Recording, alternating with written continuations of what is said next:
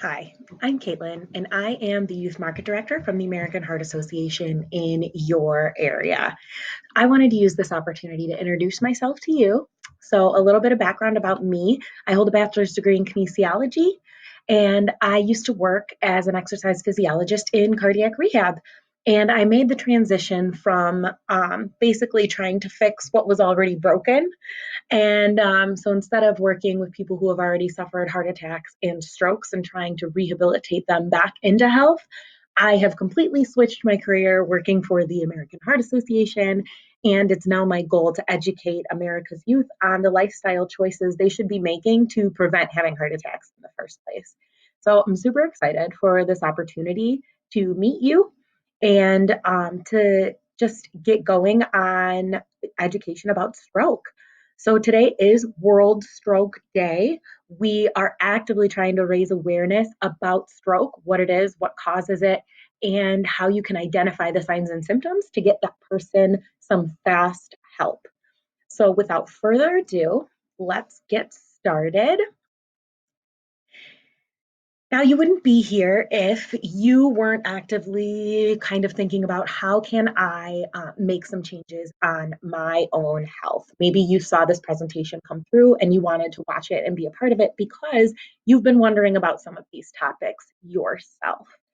Now, I know that there are a lot of people out there who don't realize the American Heart Association actually has that big umbrella over the American Stroke Association as well. We share a lot of the same research, a lot of the same resources, and the risk factors for stroke and heart disease are the exact same. So it makes perfect sense for us to partner and work together and share all this research as one big happy family in our organization. So today is World Stroke Day, and so there's no better time than now to use this as a jumping point to learn a little bit and start your health journey.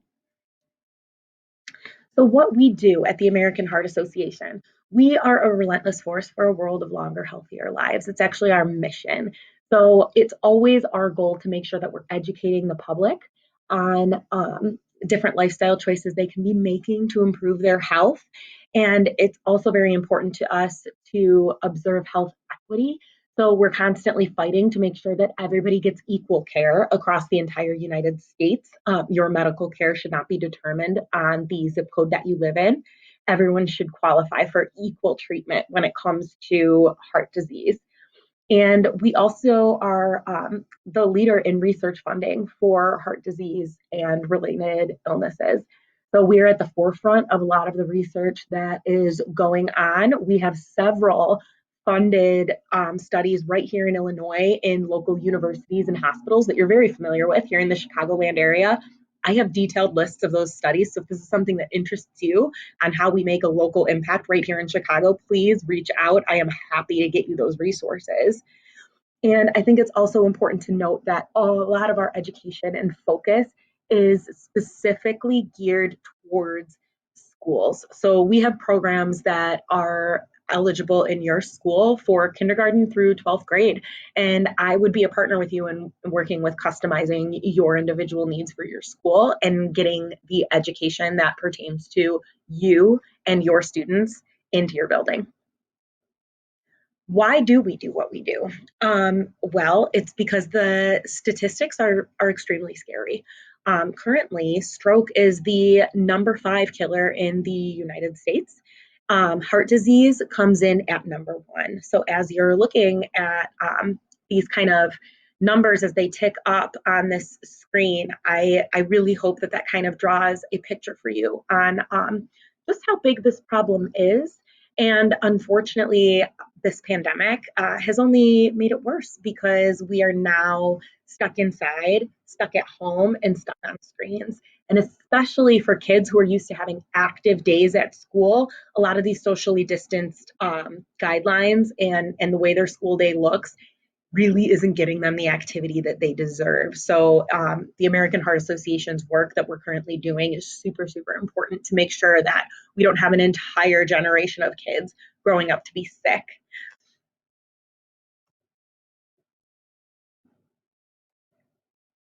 So why World Stroke Day?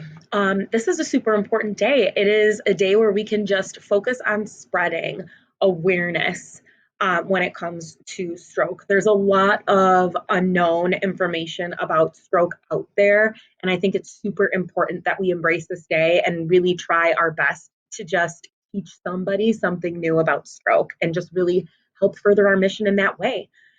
Quick stroke treatment can save lives. So there is a time period of intervention when a stroke is occurring that really, really can improve the outcome of that patient's quality of life.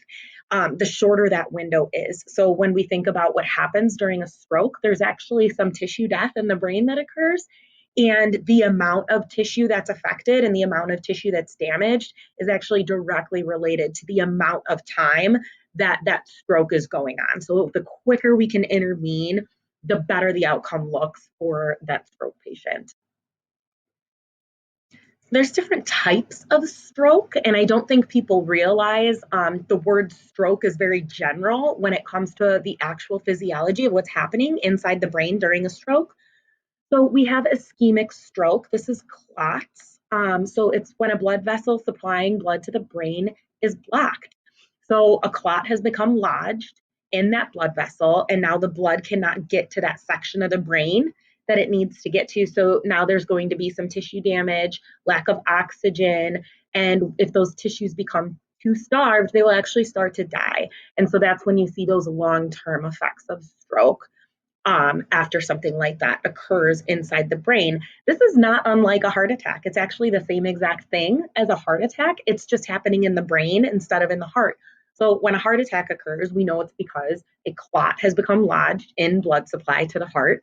And so part of that heart tissue actually starts to die. It's the exact same thing happening in the brain. So this is where I'm saying like those risk factors are shared. You're just as much at risk for a stroke as you are of having a heart attack if you fall in that high risk category.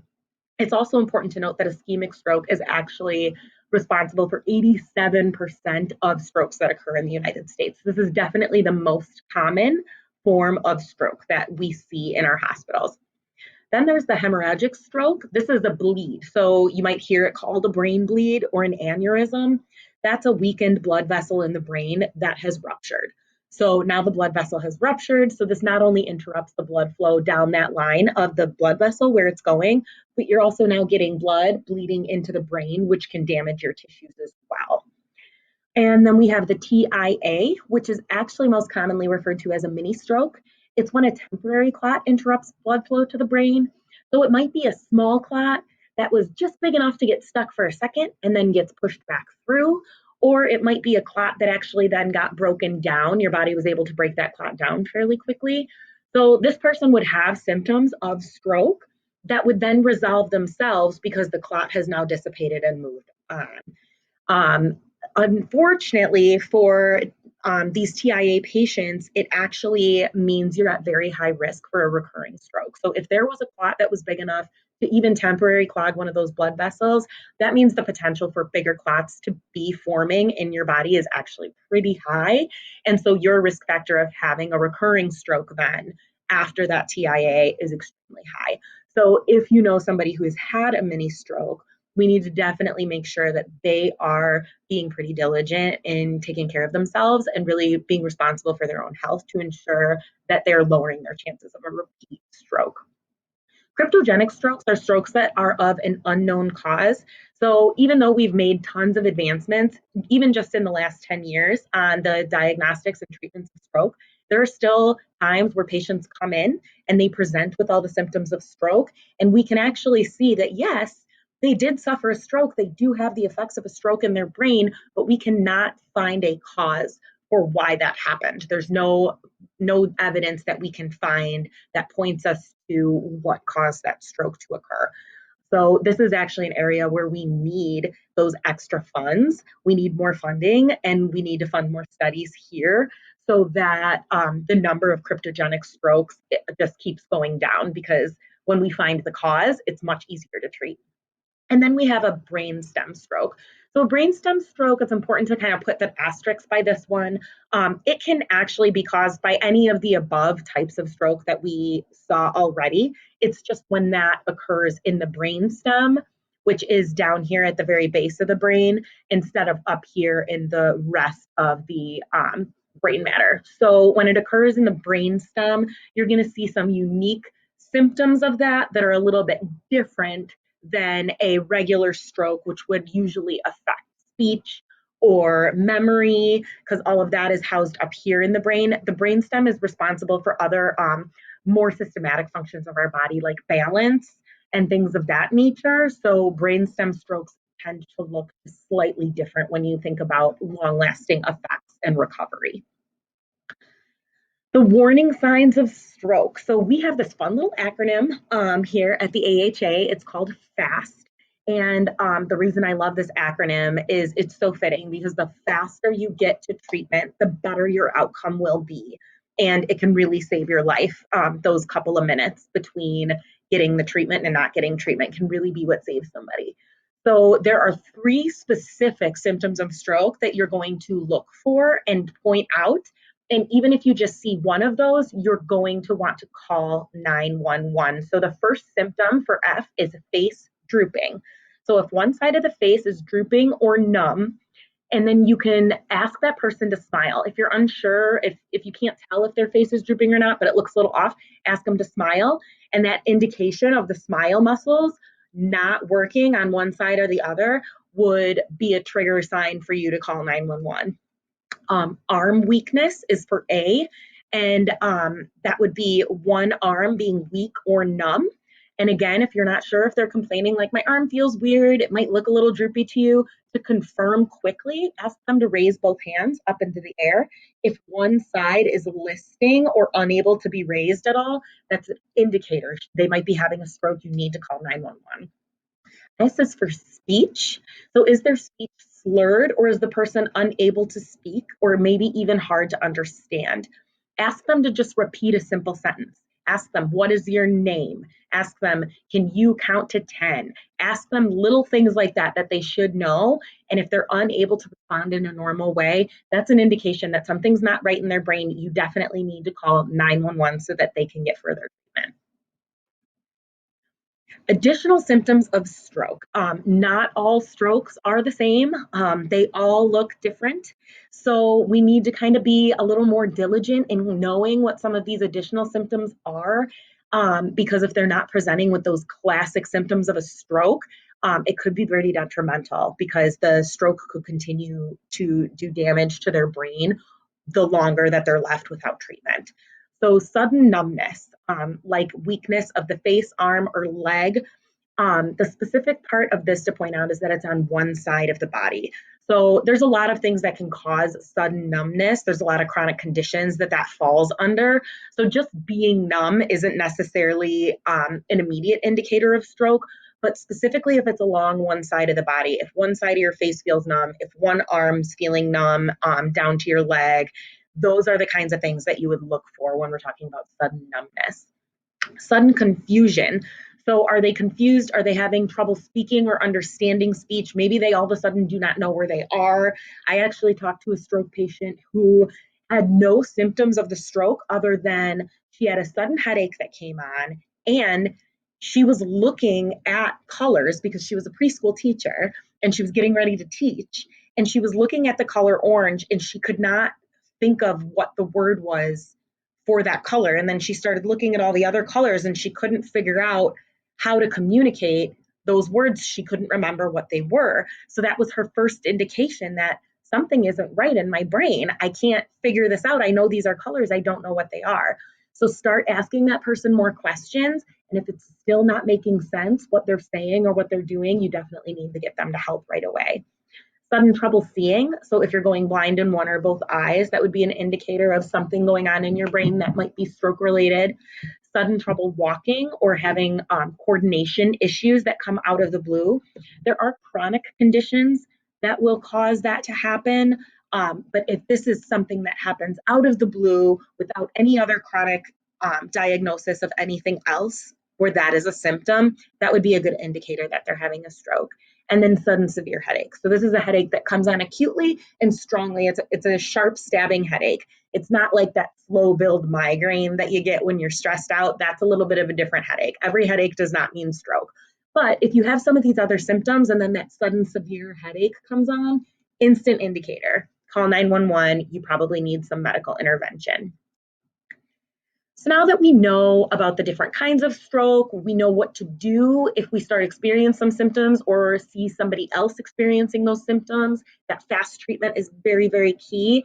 Now we're going to change gears a little bit and we're going to look at how can we prevent this from happening in the first place, right? We need to make sure that we're staying healthy enough to prevent stroke from happening. So the first step is to know your numbers. So I would encourage you to call your doctor and go for a normal checkup. All of these numbers that I'm currently displaying on the screen are part of a simple checkup that your doctor will do. So one blood test will be able to give you your cholesterol and we'll be able to also test your blood sugar as well. Those are good indicators of your overall health. And those could be indicative of you being in a higher risk category for developing heart disease or stroke. So you would be able to get those numbers tested and then talk to your doctor about a plan to get those back into a healthy range if they're not in the healthy range already. A huge indicator of your risk for stroke is blood pressure. It's actually the number one indicator of how at risk you are for stroke because stroke and high blood pressures are directly related. So if your blood pressure ends up being above 120/80, you're going to want to intervene by making some lifestyle choices, potentially getting a medicine prescribed through your doctor, and coming up with a treatment plan to get that blood pressure back down to a nice low place where you're not going to be at risk for stroke or brain bleed. And then the last indicator is your body mass index. So this is an equation that your doctor uses to just assess risk in a very general way. It basically looks at your weight versus your height and then qualifies you on how at risk you are for developing some of the symptoms of heart disease or stroke. So those numbers are super easy to get done at a normal little checkup at your doctor. And it gives you that great jumping off point then to kind of start your health and wellness journey and give you those goals to work towards. And then your doctor is also an awesome resource because they can point you in the direction of other teams of people that can help you, like physical therapists, nutritionists, all of those people that can kind of come together and really complete your wellness plan and point you in a good direction. Now, those numbers alone are not going to be the end all be all. A lot of those numbers are actually controlled, unfortunately, by genetics. So if it's in our genetic code to have high blood pressure, if it's in our genetic code to have high cholesterol, there isn't much we can do as far as what those numbers look like based on our genes. But what we can do and what we can control is the lifestyle choices we're making. So everyone in general population should be making these lifestyle choices, but specifically those of us that suffer from some bad genetics, right? Those gifts that our mom and dad gave us that keep on giving, those are going to be what makes or breaks our healthy lifestyle, right? If we're choosing the right ways to live and take care of our body. So one of the easiest changes we can make is to don't start smoking or quit if you already smoke. And I worked with a lot of people who told me, oh, I've been smoking for 20 years. I've already done the damage. Our bodies have an incredible ability to heal and an incredible ability to undo the damage that we have done to them. So it's very, very remarkable the research that has come out about patients who have quit smoking and how that really turns around their health. So if you're just looking at these little stats here, just 2 weeks of smoke-free living and your circulation and lung function already begin to improve. 1 year after quitting, your risk of coronary heart disease is reduced by 50%. You cut your chances of having a heart attack in half if you can just quit smoking for 1 year. So use that as your jumping off point. Just say to yourself, you know what, I want to try to make it 2 weeks. I want to see if I feel better after 2 weeks. And then bump it up to a month. I want to try to make it a month. And then, you know what? Caitlin told me in that presentation, if I can quit for a full year, then that'll cut my chances of having a heart attack in half. I'm going to try and make it a full year now. So keep setting those little goals and achieving those milestones. And then my my favorite thing to tell people, after 5 years of quitting smoking, your risk of having a stroke is similar to that of a non-smoker. So 5 years after quitting, you could be sitting next to me. I've never smoked a day in my life, and our risks of having a stroke are now equal. So even though you smoked 2 packs a day for 20 years, that doesn't mean you've written yourself a death sentence. You can empower yourself, you can quit smoking, and you can make a big drastic change in your health. Making another change, watching your sodium. So the word gets thrown around a lot, and I think people don't realize it is an essential nutrient. Sodium does control your blood pressure. It's the excess sodium that keeps those blood pressure numbers skewed. So it makes it a lot easier for those numbers to jump up high when our sodium is high. I think that the easiest ways to control your sodium is to eat at home and prepare your own meals instead of ordering out and going out to restaurants. That way you have full control over that salt shaker and you know how much salt you're adding into your food and you can easily keep track that way. Um, Read labels. Check your food labels of all the things that you're going to eat, all the snacks that you're going to have. There's a surprisingly high amount of sodium in a lot of the prepackaged foods that we buy. So, eating fresh foods and eating foods from natural sources is always going to be an easy way to lower your sodium versus grabbing something that's packaged. And then the last place where we kind of see that high sodium sneak in is an over the counter medication. So sometimes we might have a stomach ache or a headache, or we're suffering from a cold, and we're just going to take a quick pill to feel better. We don't realize how much sodium is actually in some of those medications that we're taking. And so read the labels, certainly take the medicine you want to take if you're feeling ill, but adjust your diet accordingly to account for some of that extra sodium that you took in with whatever medication that was. And then overall, just making the commitment to eat better will be a drastic improvement on your health. So there's some simple rules of thumb here. It's easy to get into the weeds with fad diets.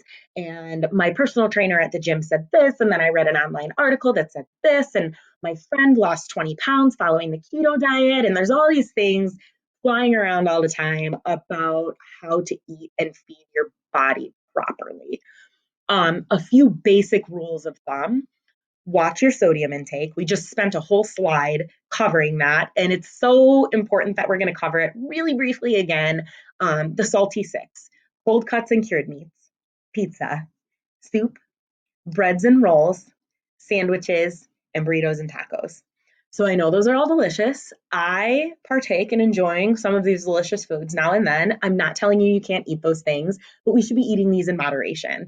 If you are eating one of these things for lunch or dinner every single day, you're already intaking way too much sodium. And I can tell you that hands down without question. So watch out for that extra sodium. Watch your intake of saturated fats and cholesterol. If you are following a fad diet like the keto diet, you're probably taking in a lot of saturated fat and a lot of cholesterol. So be very conscious if you're using a fad diet on how that's changing what you're eating and if it's going to have a positive or negative effect on your cardiac health, because we know high amounts of saturated fat and cholesterol can lead to plaque forming in the arteries. That has been proven scientifically. So it's easy to get caught up in wanting to do a fad diet and lose weight quickly because losing weight is healthy. But we also want to make sure that we're taking good care of our insides and taking good care of our arteries and keeping them clear. So always keep that in the back of your mind when you're choosing how you're going to follow a path of weight loss. And then I think the general rule of thumb that I would tell any of my patients, any person that asks, what's the one recommendation you have about eating? Like, what's one thing I can do? Just eat as many fruits and vegetables as you can. You should be having at least one fruit and at least one vegetable with every single meal and all of your snacks throughout the day as well. You need 5 servings of vegetables and 4 servings of fruit daily. So if you're starting to substitute potato chips and some of those other salty, high fat foods with just some carrots or some strawberries, fruits and veggies, really within a couple of weeks, you'll notice an improvement in your energy and you'll notice an improvement in your overall health and how you feel. So, just if you do nothing else, if you think of any other nutrition advice you've ever gotten and just put it to the side and just start eating more fruits and vegetables, you will definitely start making changes in a good way inside your body for your health. And drinking more water to piggyback on that, the other easy switch to do, take all those sugary drinks that we love to drink in America, right? All the pop, all of the flavored coffees, all of the fruit juice, the sweet tea. It's all delicious and it's all very refreshing, but we really need to read those labels and check that sugar content in those drinks and then replace it with just plain water. And really cutting out all of that extra sugar and all of those extra calories will make a huge impact on your health right out of the gate. Now, I know that we're all addicted to our caffeine and our sugar. I know that I could not start my day in a positive and friendly way without my cup of coffee. So, what I would encourage you to do, maybe give up the drive through coffees and the gas station coffees that come with a lot of the extra sugar and start brewing coffee at home. And then you can still add sugar to sweeten it up. You can still add a splash of coconut milk, almond milk, something like that. But now you're in full control over what's getting added to that coffee. And you can check the label and see how many calories did you add? How much sugar did you add? And then you can maybe try and set yourself some goals. Like, you know what, I added 2 teaspoons of sugar to my coffee this whole week. I think next week I can cut it down to 1 teaspoon of sugar and see how I do and start phasing that sugar out. And then the same thing with our pop. If we love to have a pop with lunch every day, that Coca Cola is so delicious and crisp and refreshing, and it gives you that good pick me up, that fizzy, bubbly drink. Maybe try replacing that with a seltzer water. There's a lot of flavored sparkling waters that are out on the market right now that are low or no sugar. While they're not as healthy as plain regular water, they're still a much better choice than that Coca Cola would be.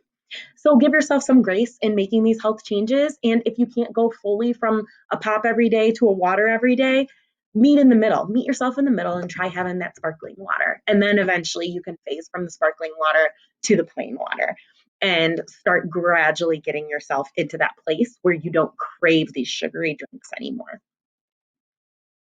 And then the most important change that you can make out of all of these changes that I've showed you is to get active.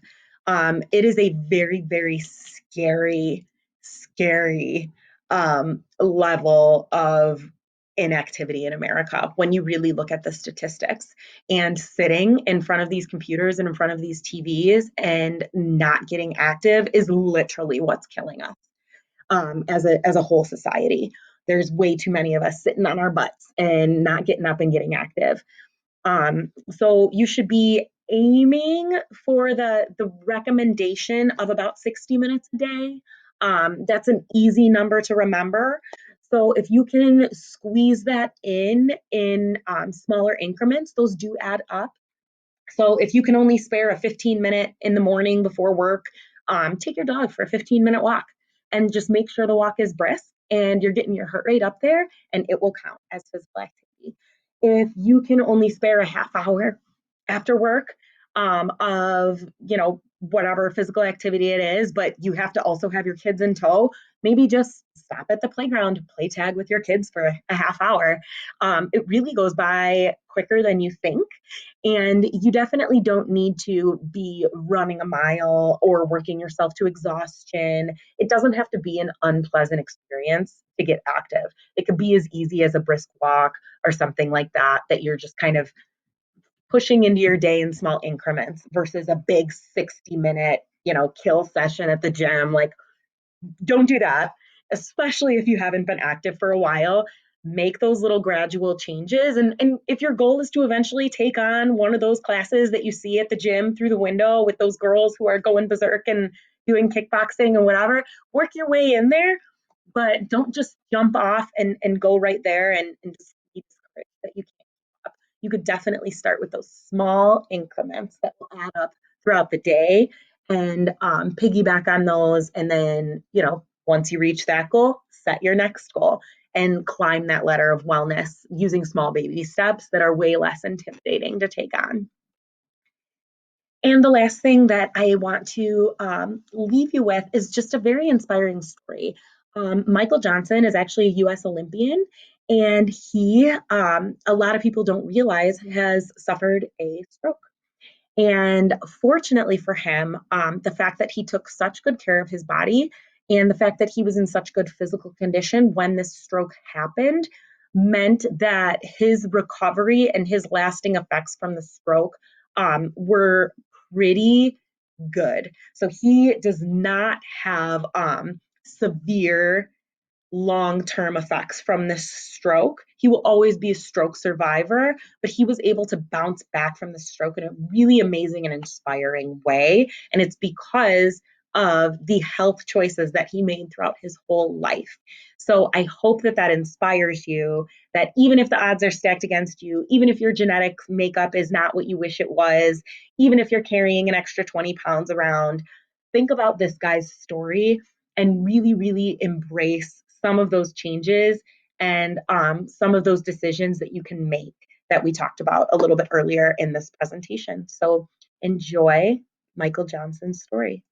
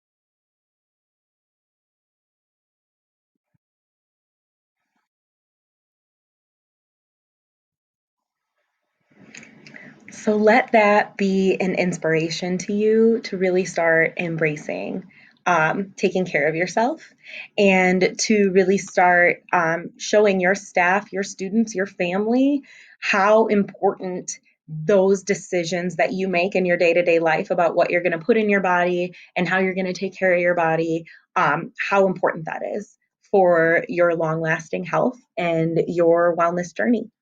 So, the last thing I'm going to leave you with is just some fun facts about the American Heart Association and how we can come into play at your school. We offer customizable programs for grades kindergarten through 12. We also offer staff wellness and team building activities. We can give you virtual health assemblies, virtual staff wellness presentations. We have all kinds of wellness curriculum at our fingertips. Um, I just need to know what you want to make happen. So I'm willing to partner with your school in whatever way you'd like to see fit. But there's never been such an important time to make sure that your kids are getting this education and that physical activity is really at the forefront for your staff, for your students, and for the families that those students go home to every day. Because everybody is living in this pandemic, everybody's trying to figure out how to do life virtually and do life socially distanced and without a fun way to incorporate health and wellness education. um, these students will grow up to be just as unhealthy as our generation, if not more unhealthy. So really, really take to heart the ways that we can partner and really create a whole world of wellness within your school district. And thank you so much for attending this presentation or watching the recording later at whatever time worked better for you. In follow up to this call, I will send out a Google survey. I encourage you to figure that out. It will give me valuable feedback on how this was received and the time of day. If I was to do another one that would work best for more people, I really would love to hear feedback from you guys on just the ways that I can help partner with your school. My contact information is down in the lower left-hand corner of the screen. Please feel free to reach out to me via text, phone call, or email at any time. I look forward to hearing from you all. And I hope you all have a wonderful and safe Halloween this weekend. And I hope that you really learned something new about stroke prevention, stroke awareness, stroke treatment, any of the above today in honor of World Stroke Day. Thank you all so much.